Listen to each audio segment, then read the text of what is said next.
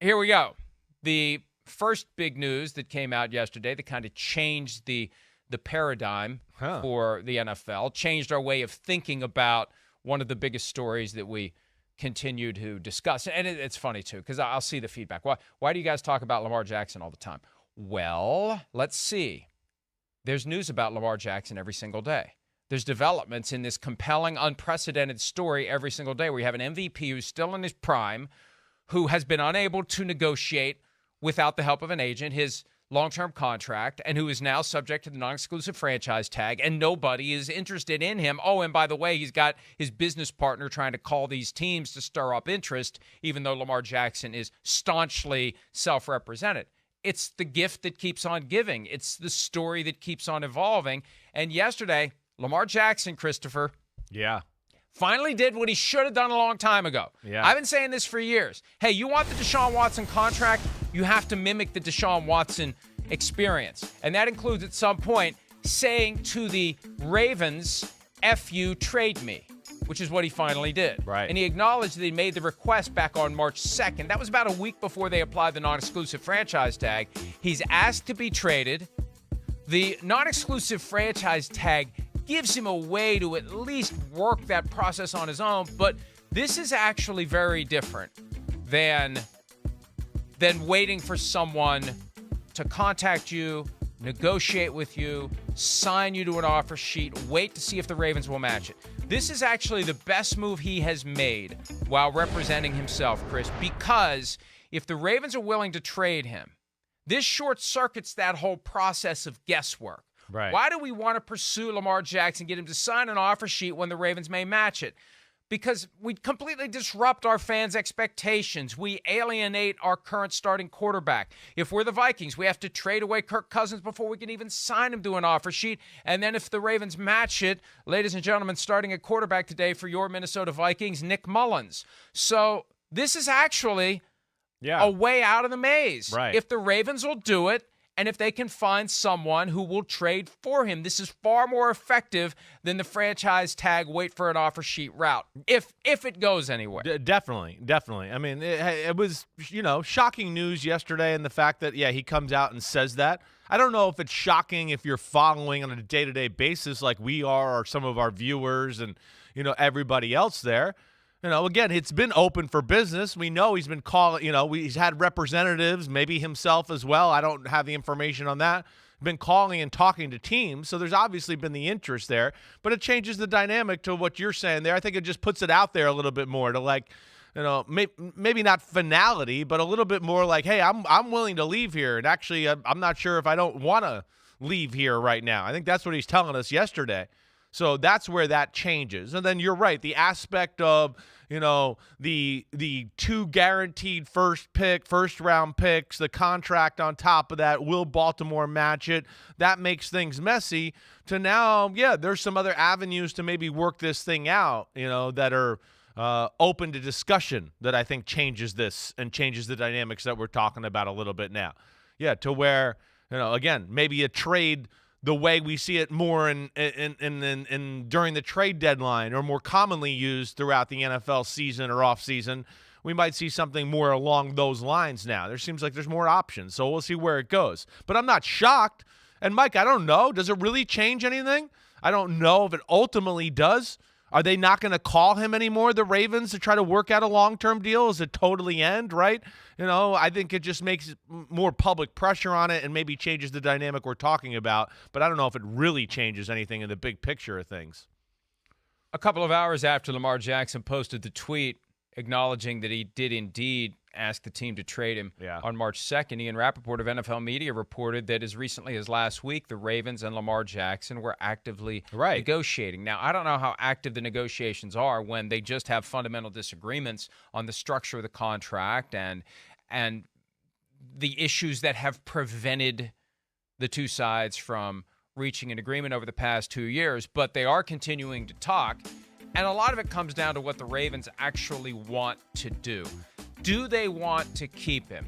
And this is where the dog chases its tail on this. If you want to keep him, you pay him. But the problem is he wants more than they want to pay him. Okay, if you don't want to pay him, then trade him. But but they don't want to trade him. They want to keep him. And then the question becomes, how much would they want for him if they do entertain a possible trade? I was working through the mental gymnastics a few weeks ago, and it's like, okay, if the Ravens are going to match an offer sheet signed by Lamar Jackson and collect 2 first-round picks, would they trade him for more than 2 first-round picks? Yeah. Is there an offer that they won't refuse? We from time to time will run down the very short list of untradeable players in the NFL. And at any given time, it's very short. And right now, Lamar Jackson is not untradeable. There is an offer that another team could put together that the Ravens would accept. I just don't think there's another team that would make the offer that the Ravens would not refuse, Chris. Well, no, I think that, and I think, again, this is where it gets into the conversation of this is why he should have had an agent. An agent could have set some of these things up, set some interest up from other teams before the season was over last year. Let them know, hey, this is coming down the tunnel here, and things aren't getting done, just to let you guys know, get your ducks in a row, because Lamar Jackson might be available to you. See, so all of that, it's way too late, as is in this comment. It's way too late. This should have been, like you said, months ago. This should have been a month and a half ago, 6 weeks ago. So, that's where it does get interesting. But, again, I think that's where it's a little confusing right now. And, the non-exclusive franchise tag thing, hey, it's a baseline or a starter. It saves the Ravens in case anybody makes some big offer. But there's other ways they can do this. They could sign Lamar Jackson, right? Sign him to a big deal, knowing, oh, wait, we're going to really trade him to another team. This team wants to pay him that.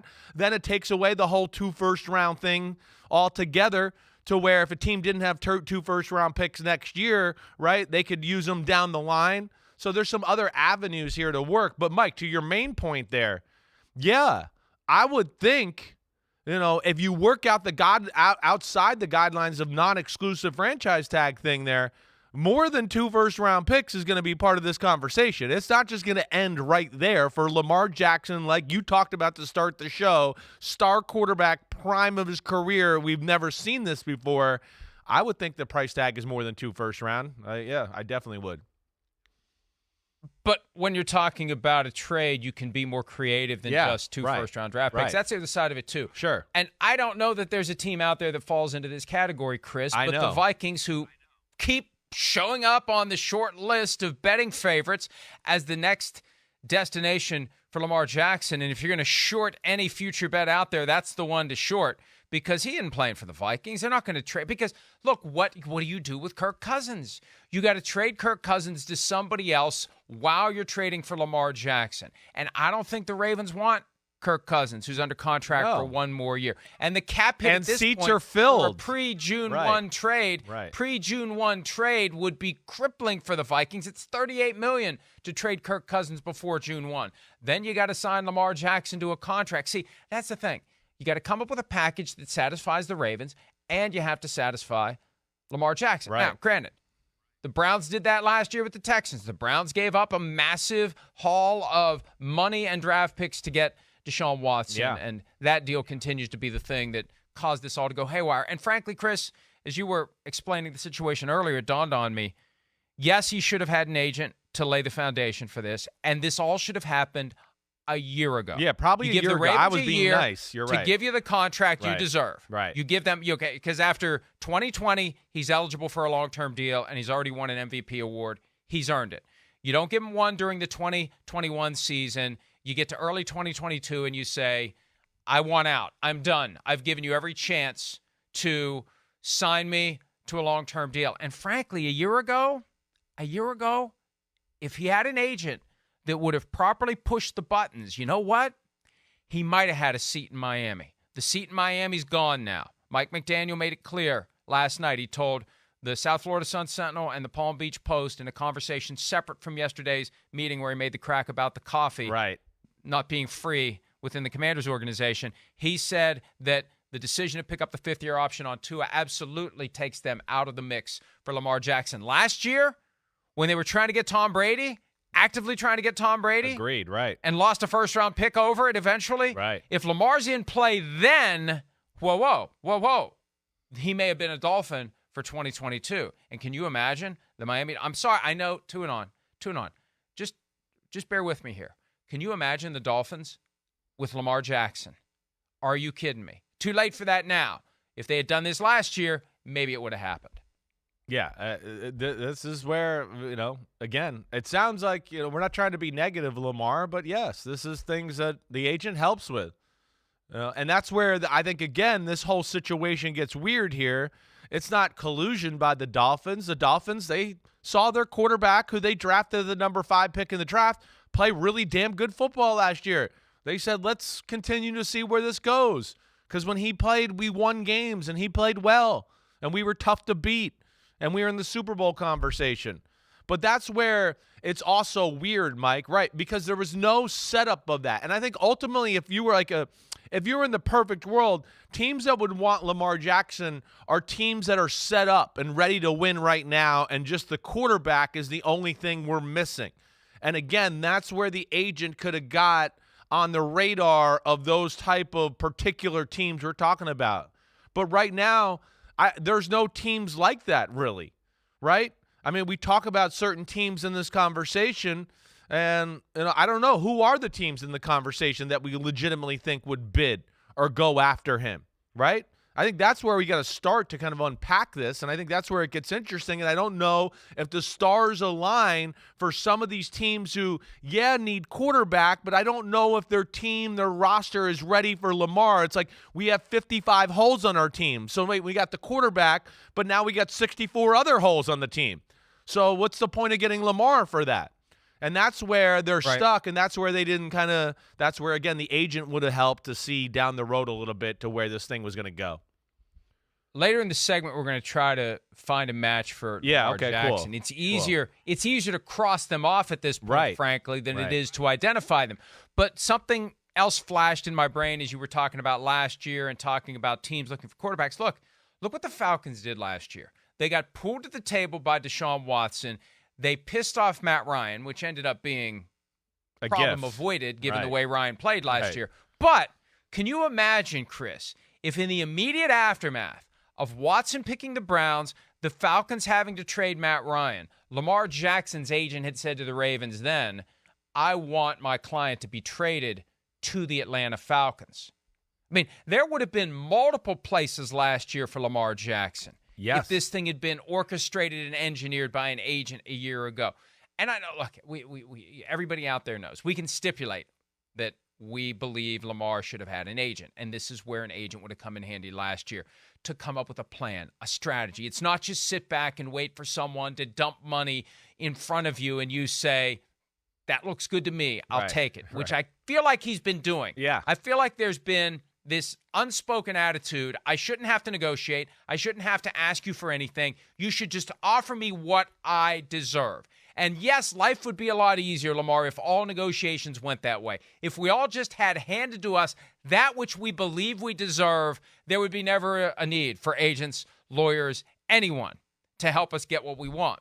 That's not how it works. And you need to have an active plan. And last year, if he'd had it in place, he would have had a new team. This year, the plan has been activated. No new team yet. And before we pivot to some of the teams that have made it clear they're not interested. Yeah, cool. The timing of this tweet yesterday was curious because it lands just as John Harbaugh is getting ready to meet with reporters in Arizona. And Harbaugh has been the bystander in all this. Right. Harbaugh has been Switzerland. Yeah. Now, you could argue, given the job title, maybe he should be more of an advocate for Lamar Jackson, and maybe Jackson dropping the tweet as Harbaugh is speaking is an implicit indication of Jackson's disappointment that Harbaugh hasn't been more of an advocate for his player. You shouldn't be Switzerland. You should be fighting for your guy. Maybe that's what Lamar thinks, Chris. Don't know. Let's ruminate on that possibility while we hear from John Harbaugh yesterday, who's reacting cold on the fly to the news that his quarterback wants a trade. Here it is. I haven't seen the tweet. It's an ongoing process. I'm following it very closely, just like everybody else is here, and looking forward to a resolution. I'm excited, thinking about Lamar all the time, thinking about him as our quarterback. We're building our offense around that idea, and I'm just looking forward to getting back to football, and I'm confident that's going to happen. I love how John Harbaugh has perfected the art of when in times of stress, just smile your way through it. Not smiling there. Well, and not going to be smiling once he realizes where this may be heading, Chris. Well, again, this is something that they've known about for 26 days now, right? To a degree. If March 2nd was the date that supposedly he let them know. So I don't know, again, in their world, if it changes a whole lot, other than now there's some public scrutiny on it. And Mike, this is why I think we're friends. When I saw the tweet went out yesterday, I knew John Harbaugh was getting ready to talk to the media. I literally was like, oh, somebody alerted Lamar that he's getting ready to talk, and this is why he tweeted it out. Somebody there, a part of the media mass, let him know that John's going to talk now, release the tweet. I mean, that was definitely – I don't think that was coincidence. I got to think that was a planned attack there to a degree. Nice timing. I'm not mad at him for it. It does put more light on the situation. But I will say to what you were saying, man, John Harbaugh has done nothing but say great things about Lamar Jackson. I think you and I both know. I mean, from anybody you talk to associated with the Ravens, John Harbaugh loves Lamar Jackson, loves him. So I think he is sticking up for him. He's in a tough spot. He's telling you, we're running the team like he's the quarterback. That's the guy we want. He always says positive things. He's got to watch what he says a little because he is not a part of the contract negotiation. He's not a head coach that has an end-all, be-all, I say everything that goes on here in the organization. So that's not his department all the way, too. But I certainly can't look at John Harbaugh and think he's made this harder to mend the relationship between Lamar and the Ravens. If any, he always says the right thing, in my opinion. Right, but I could see from Lamar's perspective. I guess, I hear you. I'm not saying this is a criticism of John Harbaugh, but I could see from Lamar's perspective, my coach isn't fighting for me. My coach isn't going into the GM or the owner and saying, what the hell are you guys doing? Do you understand what this would mean if we would alienate Lamar Jackson and he would want out? We have built our entire offense, arguably our entire team, around Lamar Jackson. We need to give this guy what he wants. We need to do this deal. We need to reach a compromise. I'm getting involved in this process instead of kind of saying, he's always been kind of, hey, that's not me. I'm just going to, like the rest of you, I'm just going to pray that this gets done. I think back to the Hard Knocks in 2010 with the New York Jets, not to be confused with the 2023 Hard Knocks with the New York Jets, which may be inevitable. But back in 2010, they were dealing with a Darrelle Revis holdout. And at some point, Rex Ryan said, basically, I've had enough of this shit. We're getting this done.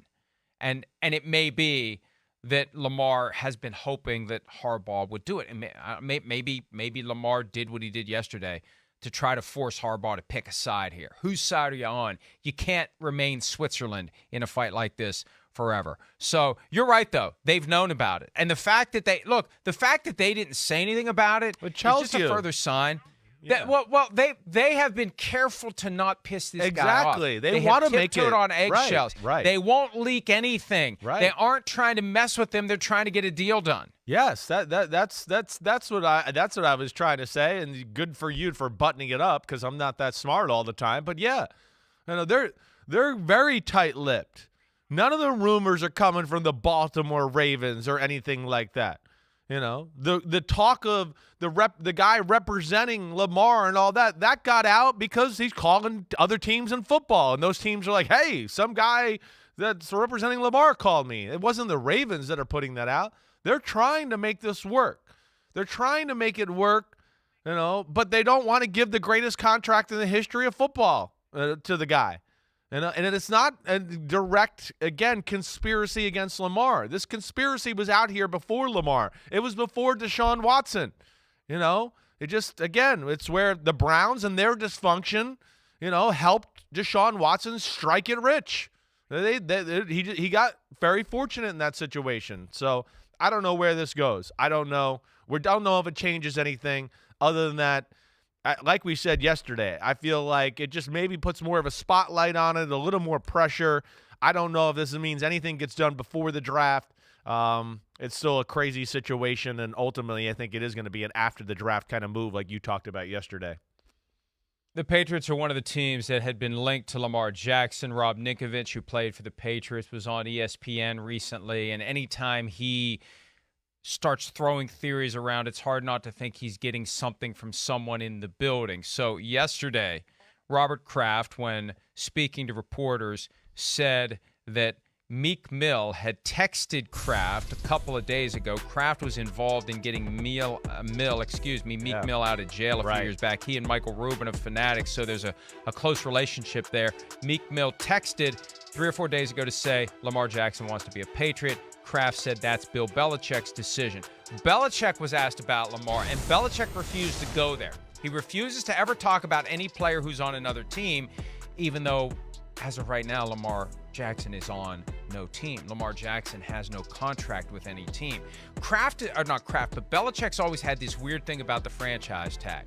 If he has a player who's under the franchise tag, or if there's a player from another team under the franchise tag, he refuses to talk about a possible trade. He refuses to say anything. Yeah, he's old school. And that he is still him thinks being, they're part of their that's team. him being, right. Yeah. That's him being far more cautious than he needs to be, because he is allowed to talk about Lamar Jackson. But he believes in his mind he can't, because he's still the contractual property of the Ravens, even though he isn't. So we don't know what the Patriots are thinking here. We know Kraft's position is that's Bill's call. We don't know what Bill wants to do, because he refuses to even start down that path. Well, I mean, yeah. Do we know, or do we know, though? I mean, let me say this. Let me just lay it out here for you, and then you can tell me if you know. Does this sound like a Patriot thing? 3 first-round picks, some other picks, and the greatest contract ever for one player under Bill Belichick. Do you think that's something he'll do? Does that sound like Bill wouldn't pay $8 million to Tom Brady when he had 3 Super Bowl rings? So do you really think he'd do that? I mean, this would have to be a Mr. Kraft move. It doesn't seem like a Patriot type of thing. And then here we are. We always talk about the Patriots, Mike, and I think Bill has great respect for Lamar. How can you not? But again, it goes into a little too far down the road here. You know, I think they've already, this is where we're going this year for the 2023 season. You know, the teams are starting to formulate the direction in which they want the franchise to go. And, yeah, it just doesn't seem like a Patriot type of move to me. Well, and also when you listen to, and I'm scanning through the rundown here, we got so much on today's show. I don't know if we have a separate section on this, frankly, and I just skimmed it as quickly as I could. Kraft's full press conference in Arizona. Yeah. He's asked at one point if Bill Belichick is guaranteed a job in 2024. And I'm paraphrasing, but this was the message. You've had losing records 2 of the last 3 seasons. Can Bill survive another one? As he tries to catch Don Shula for the all-time coaching wins record. And Kraft's response to me was incredibly telling, because he never says, are you nuts? Bill on the hot seat? Bill, anything other than the coach of this team? When you listen to question and answer, it's clear that there's pressure on Belichick. Now, what does that mean? Would it cause him to make an all-in move? Would it cause him to mortgage the future if the future isn't guaranteed to him? Interesting concepts here. Power struggles at play, not all that far below the surface. And Kraft likes to say, I let Bill make the decisions. So I could see Belichick look at this and say, I don't care about throwing away future draft picks if I'm not going to be here. I'll go ahead and get Lamar, save my ass this year, and worry about 2024 when 2024 comes. Now, Chris, that all presupposes the Ravens would do it. That's the other side of this. Yeah. The Patriots could want to do it, want to give him anything they want. Pay Lamar, give him all the draft picks they want. And it very well may be the Ravens say, we're not trading this guy to the Patriots. We hate the Patriots. Yeah, there's no doubt about that. You're right. That's a real aspect there for sure. That'd be one team that I'd go, I don't know if they'd actually would, or they will match that offer if that offer ever comes from New England. I do think it's bad blood there for sure. But, yeah, it does not seem like a typical Patriot type of move. Maybe if Mr. Kraft gets involved here and he knows something that we don't know, and he knows this might be Bill's last year or something like that, maybe he would get involved. But that doesn't seem like a Patriot Bill Belichick type of move, at least not right now from what we've seen in the last 23, 24 years. Pete, I'm performing minor arthroscopic surgery to the rundown because I want to address one of the other teams that is out before we get to the one that maybe is in.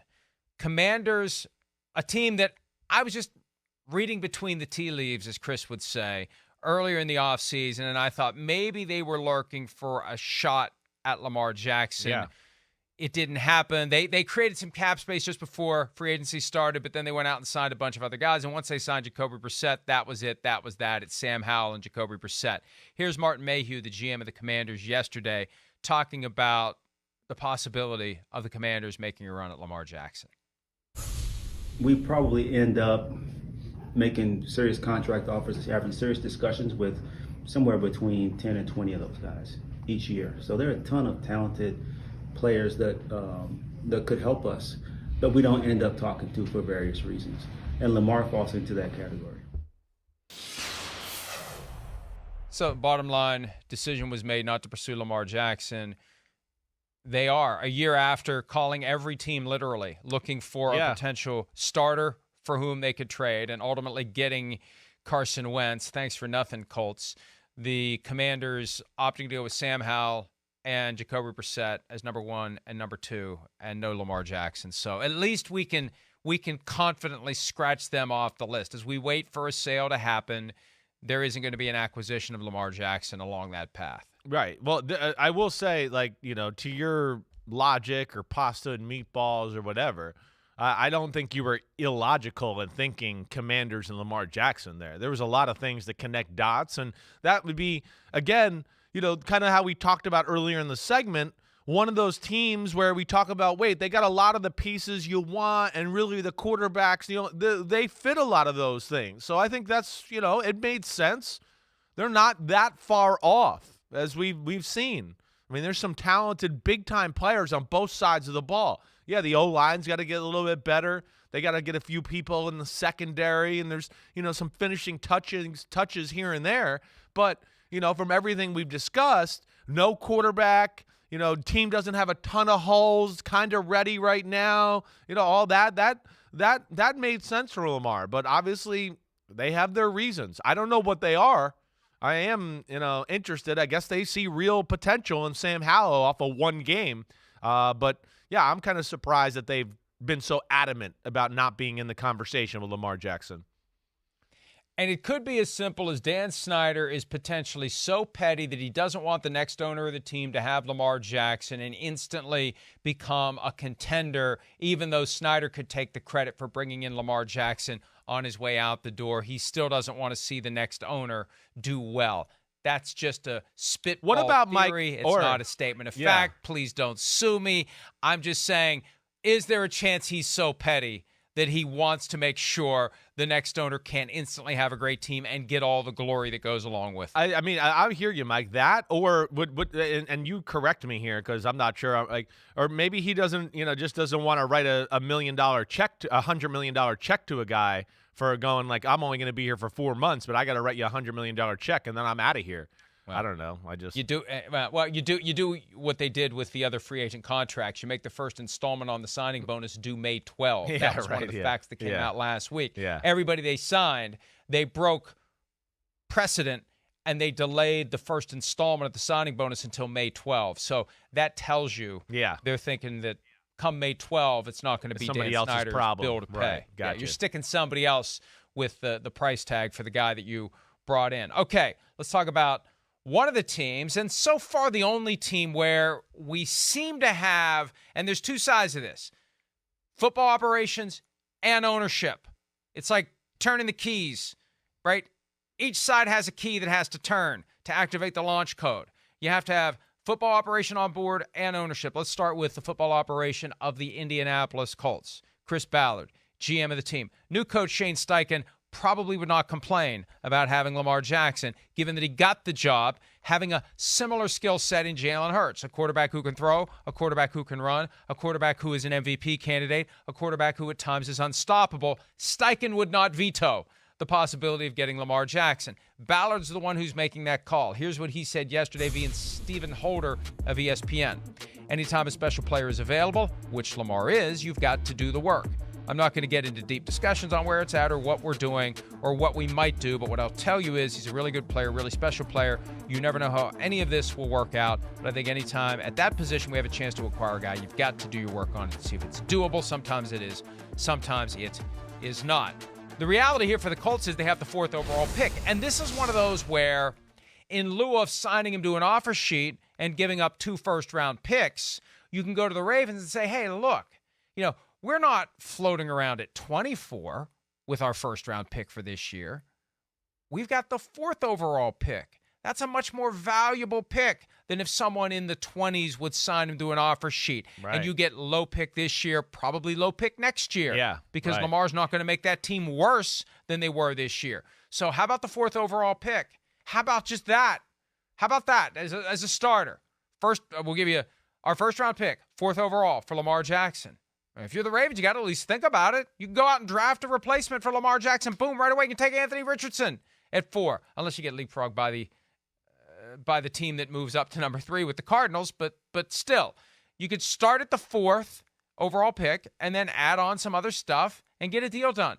That I think is a great foundation for a conversation if the Colts want to do it, Chris. Yeah, I don't disagree with you there. I don't. And Ballard's keeping the door cracked open there in that conversation. It seems to be the only team that's really keeping the door cracked, right?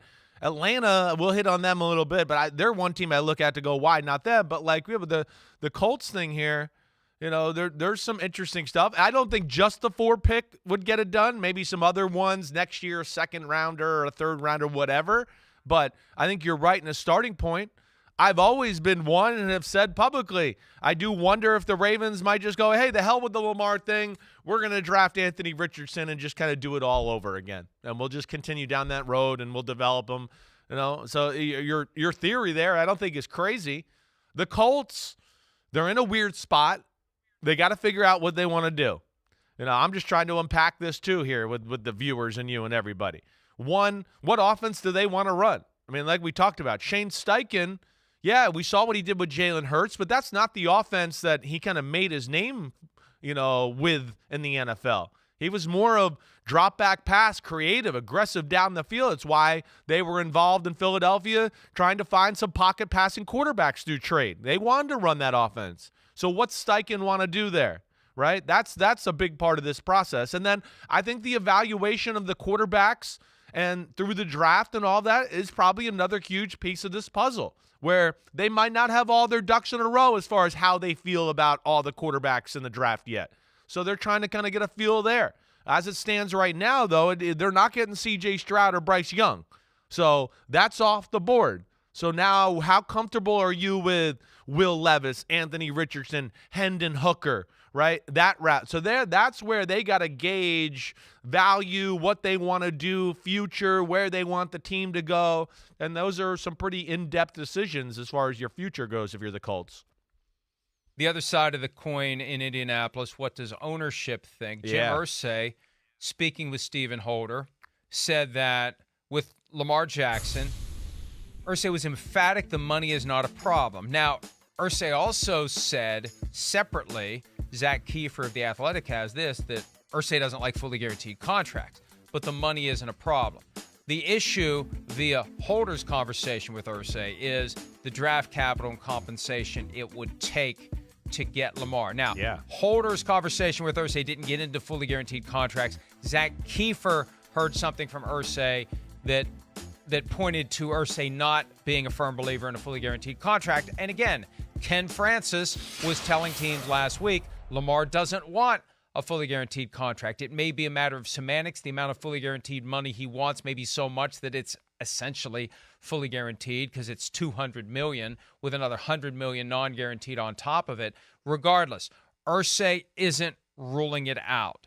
And Irsay and Ballard both have to be on the same page here.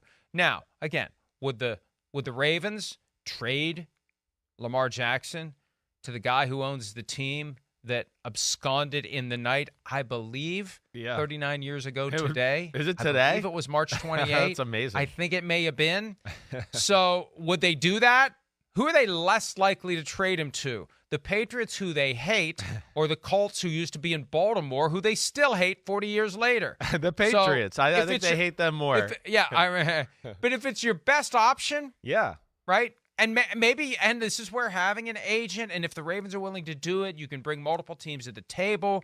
You get maximum compensation. You do what Nick Caserio did last year with the Texans and Deshaun Watson. You basically have a cover charge to even get the ability to talk to Lamar about a possible contract that would be part of a trade.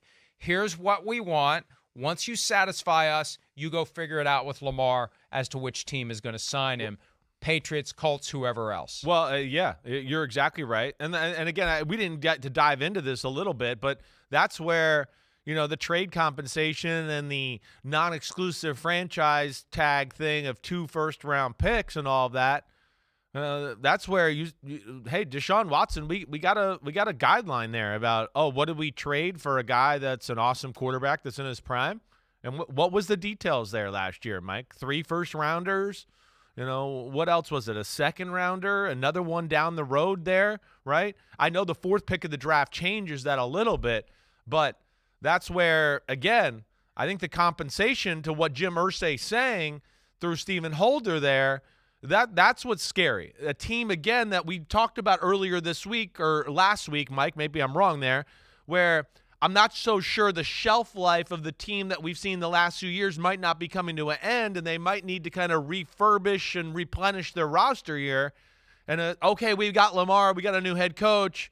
Oh, but damn, we traded away 6 picks to get him and a ton of money. And so that's where I think that's a scary part of this conversation too. And we're very far down the road again, which makes things harder in that department. Yeah, in addition to the 5-year, fully guaranteed $230 million contract, the Browns sent to the Texans 3 first-round picks, and last year's first-rounder was number 13 overall, a 4th-round pick last year, a 3rd-round pick this year, a 4th-round pick next year, and for that they got Watson and a 2024 6th-round draft pick. It's so weird that they feel compelled. It's that whole grains of rice. We just got to add one little thing. Yeah, right. They made it even. It's Watson plus a 6th-round pick from 2024. It makes no sense whatsoever. But they did give up a lot to get him by way of draft pick compensation and total cash. And look, again, this gets back to Lamar not having an agent, because if Lamar has an agent, he spends the aftermath of that contract arguing vociferously to Eric DeCosta, the GM of the Ravens. Look, the Browns gave up $46 million a year fully guaranteed for 5 years and all this other stuff to get. You don't have to give up all the other stuff to get him. All you got to do is give him the contract. You don't have to give up 3 first-round picks. You already got him.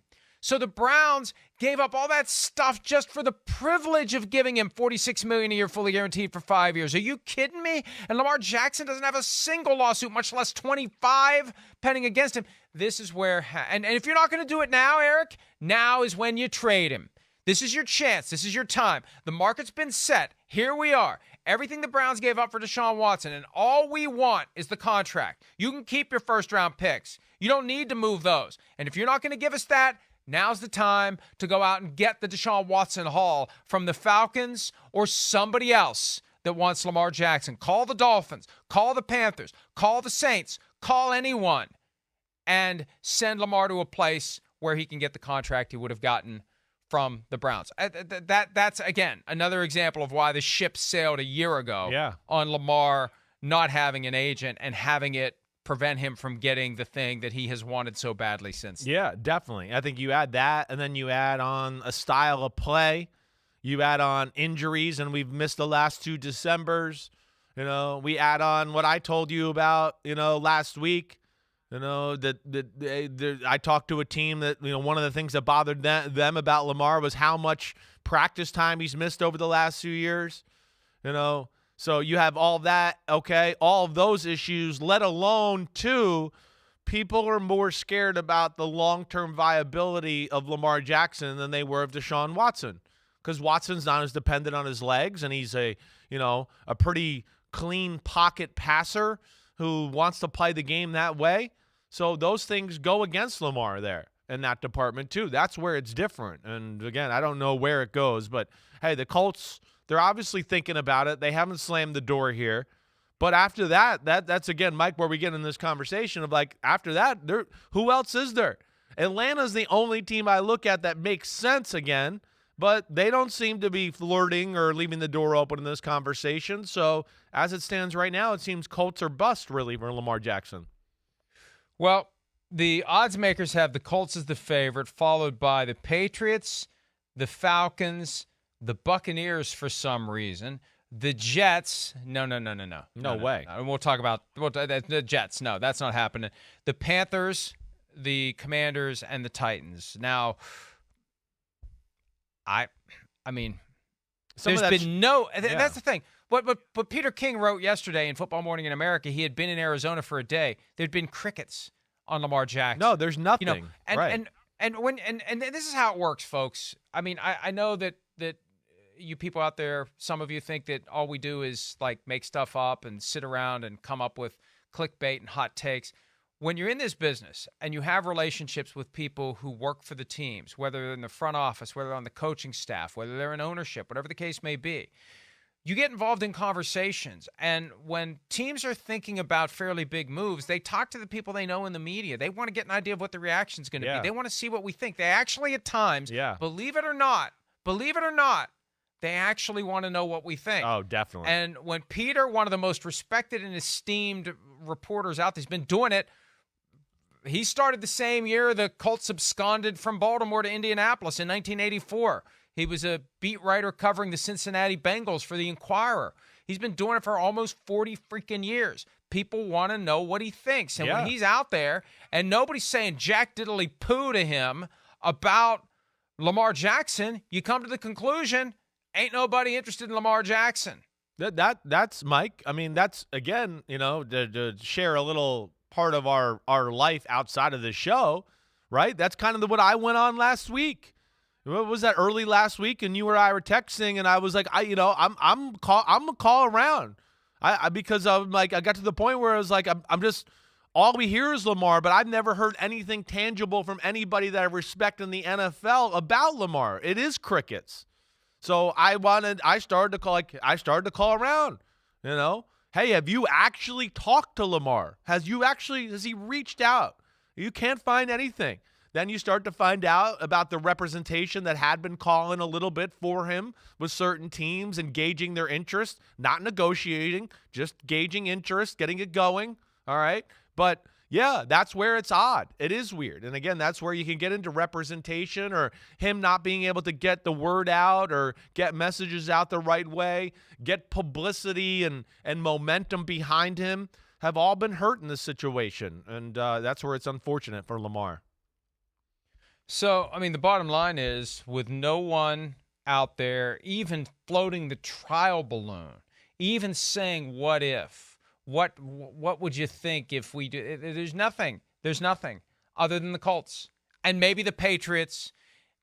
If Bill Belichick really is thinking about it, if Robert Kraft actually would let him mortgage a future that is not yet secured for Bill Belichick, Colts, Patriots, and I don't know who else. The Falcons would indeed make sense. I don't know why Arthur Blank doesn't want to do it. You want somebody that's going to electrify the city. You want to fill the stadium. You want to compete for championships. Lamar Jackson, all due respect to Desmond Ridder, he's unproven. Jackson is proven. That would seem to be a potential destination. Definitely. So, but Mike, they're Chris, one of those. I don't get it. I don't get it either. You said it all right, but they're one of those teams too, to add on with that Atlanta thing, and I'm with you. I've been one of those guys that's been banging that drum, but they got a lot of holes on their roster too. So that's where they're stuck a little bit in a spot where they're like, wait, we get Lamar, but we don't really fill in hole here, hole there, hole here, hole there, and it'll be hard to fill them in. And that's, again, what makes it weird. But, yeah, it makes sense from all other aspects, but it seems like you said, the Colts are the only team right now that are truly thinking about it. Hi, it's Mike Florio. Thanks for watching PFT on YouTube. Hit subscribe for the latest news and analysis from Pro Football Talk.